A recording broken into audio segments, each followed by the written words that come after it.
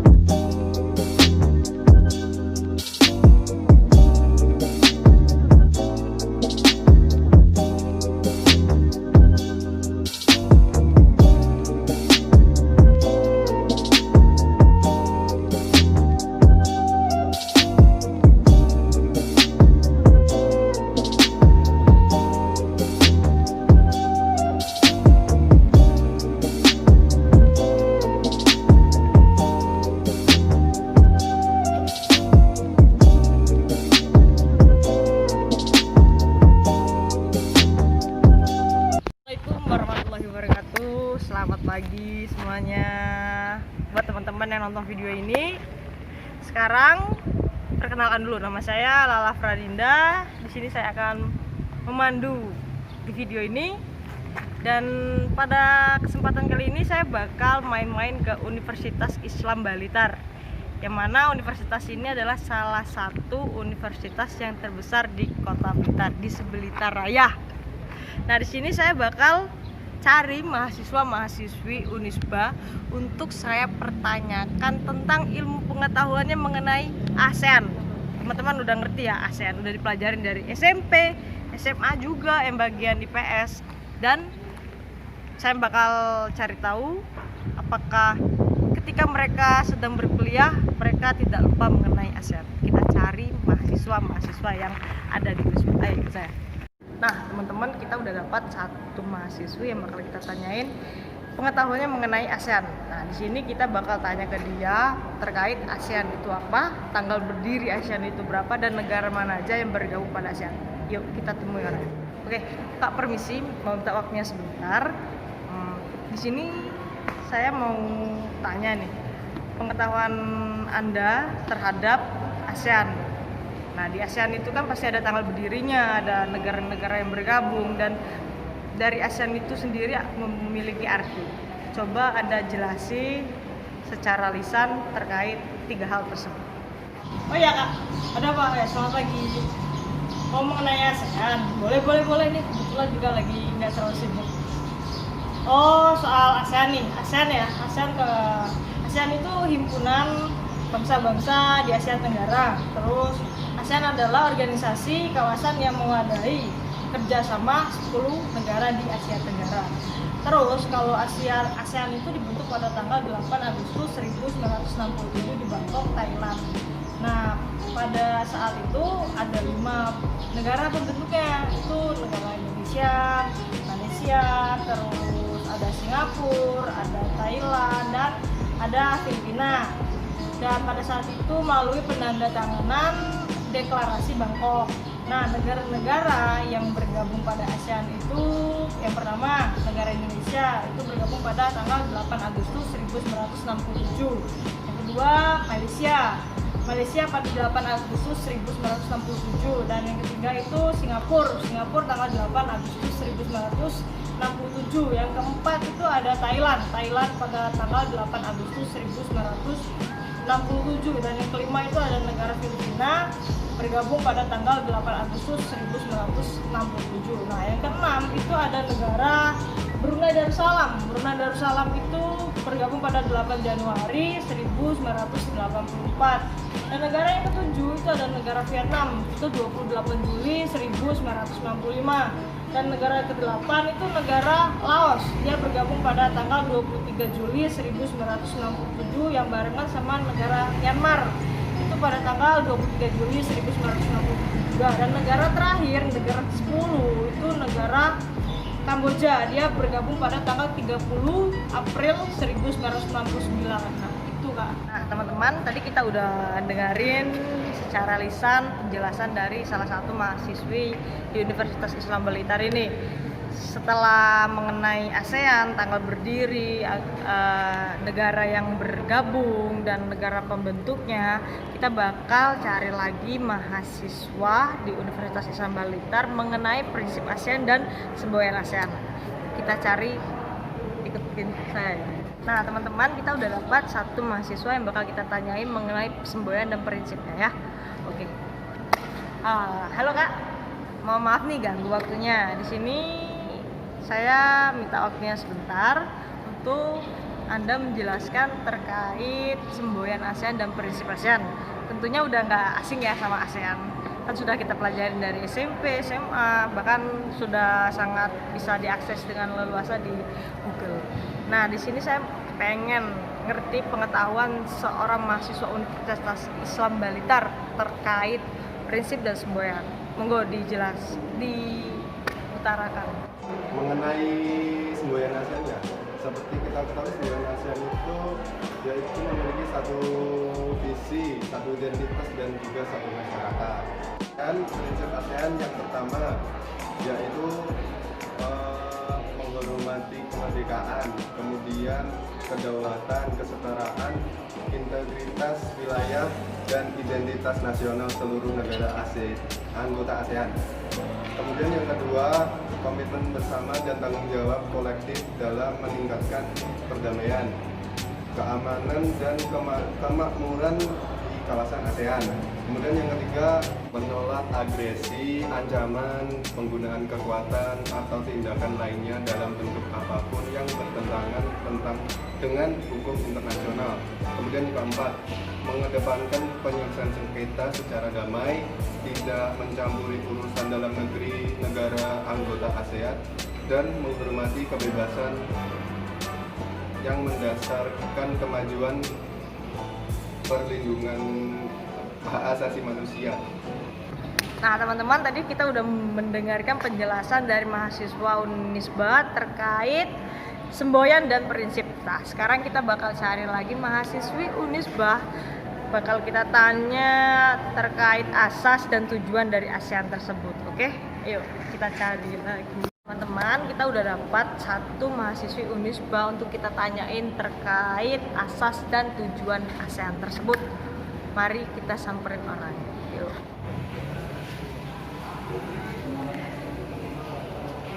Halo Kak, maaf nih ganggu waktunya dulu. Saya di sini pengen cari tahu mengenai pengetahuan mahasiswa Unisba terkait ASEAN. Ataukah sudah melekat di dalam otak secara tidak melihat Google? Tolong buktiin ke yang nonton ini bahwa mahasiswi Unisba itu pengetahuannya cukup sensitif sama ASEAN. Nah, di sini tolong Kakak jelasin terkait asas dari ASEAN dan tujuan dari ASEAN itu dibentuk apa? Silakan dijelaskan. Oh iya Kak, boleh. Jadi mau nanyain tentang asas sama tujuan ASEAN ya. Seperti yang kita ketahui, asas dari dibentuknya organisasi ASEAN yaitu setiap anggota ASEAN, satu, memikul tanggung jawab utama untuk memperkokoh stabilitas ekonomi dan sosial di kawasan Asia Tenggara. Yang kedua, menjamin perdamaian dan kemajuan perekonomian nasional dari setiap anggota ASEAN.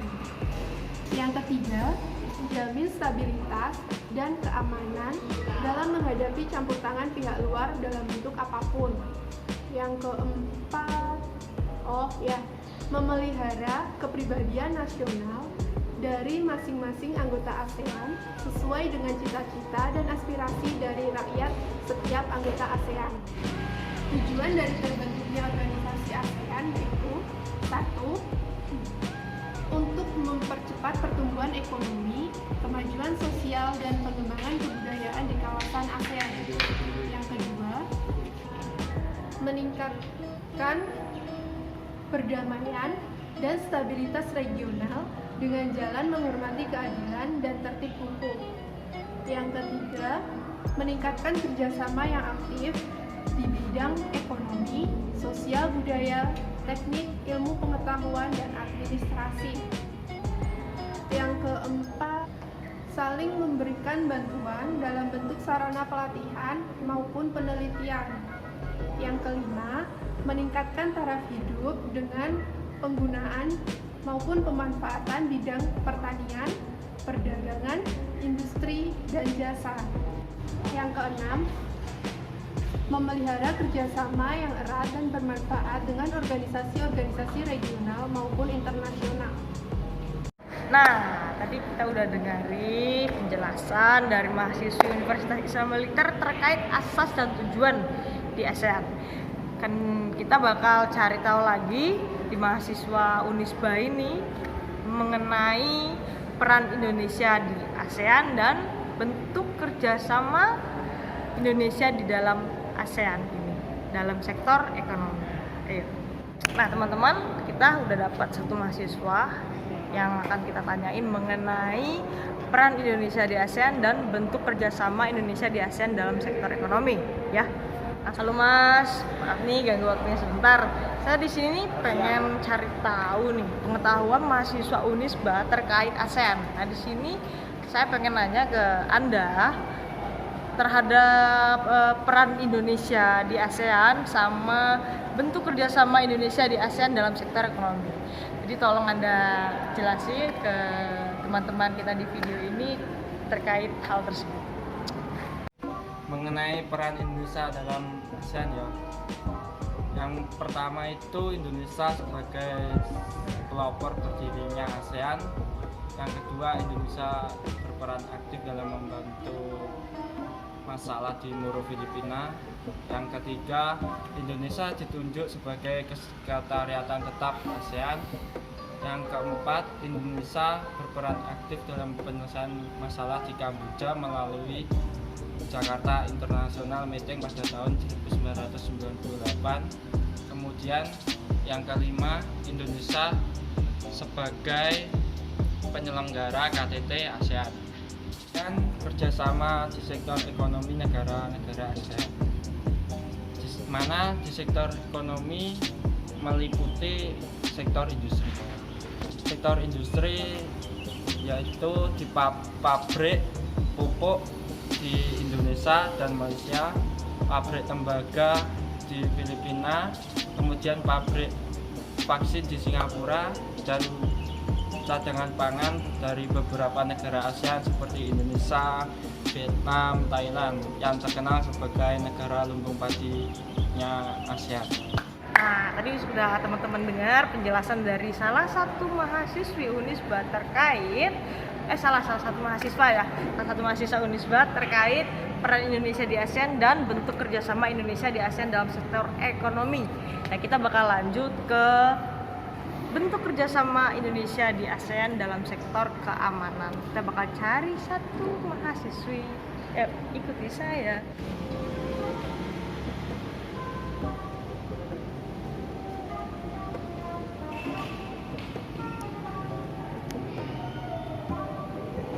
Nah teman-teman, kita udah dapat satu mahasiswi Unisba yang cantik gitu ya. Bakal kita tanyai dengan tujuan kita menanyakan bentuk kerjasama Indonesia di dalam ASEAN dalam sektor keamanan. Kita bakal korek-korek pengetahuan. Halo Mbak, maaf nih ganggu waktunya. Saya cuma pengen tanya mengenai ASEAN. Sebelumnya ASEAN udah dipelajari ya, dari SD, SMP, SMA, bahkan di Google juga sudah sangat luas kalau mau kita searching. Nah di sini kesempatan kali ini saya pengen tanya langsung sama Mbaknya terkait bentuk kerjasama Indonesia di dalam ASEAN dalam sektor keamanan.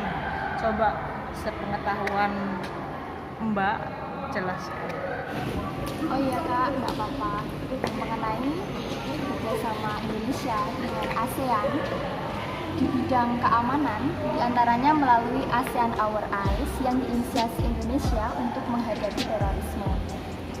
Selain itu ada juga ADI atau ASEAN Direct Infrastructure, yang mana adalah sebuah platform untuk berbagi informasi tentang negara-negara ASEAN, kerjasama di bidang CBRN dan keamanan cyber, keamanan laut, dan keamanan perbatasan darat dengan negara tetangga. Di bidang operasional latihan bersama, Indonesia melakukan latihan bersama dengan negara Malaysia, Singapura, Thailand, dan Kamboja dengan cara bilateral. Indonesia juga mengirimkan pertukaran siswa militer dengan hampir seluruh negara anggota ASEAN untuk mewujudkan kawasan ASEAN yang bebas dari nuklir. Indonesia juga ikut dalam Traktat Southeast Asia Nuclear Weapon Free Zone. Nah, terima kasih untuk penjelasan terkait bentuk kerjasama Indonesia di dalam ASEAN dalam sektor keamanan. Dan kita bakal cari satu lagi mahasiswi untuk menanyakan mengenai sektor sosial budaya. Nah, bakal kita cari satu mahasiswi untuk melengkapi pertanyaan yang kita buat. Nah, halo Kak, mohon maaf nih ganggu waktunya sebentar. Saya di sini pengen nanya sama Kakak terkait bentuk kerjasama Indonesia di ASEAN dalam sektor sosial dan budaya. Monggo dijelasin ke teman-teman yang lagi nonton terkait hal tersebut. Halo, Assalamualaikum warahmatullahi wabarakatuh. Saya Devina Kurniawati dari Fakultas Hukum semester 6 Universitas Islam Blitar. Ini merupakan kampus saya, kalian bisa lihat. Di sini saya kebagian materi untuk menjelaskan kerjasama Indonesia terhadap ASEAN di bidang sosial dan juga budaya. Kerjasama dalam bentuk apa sih yang dilakukan Indonesia dengan ASEAN di bidang sosial dan juga budaya? Di sini merupakan komitmen negara ASEAN untuk meningkatkan taraf hidup dan kualitas hidup masyarakatnya melalui kegiatan yang berorientasi untuk mempromosikan pembangunan yang berkelanjutan untuk kedepannya. Cukup singkat ya teman-teman penjelasan dari saya. Semoga kalian memahaminya. Wassalamualaikum warahmatullahi wabarakatuh.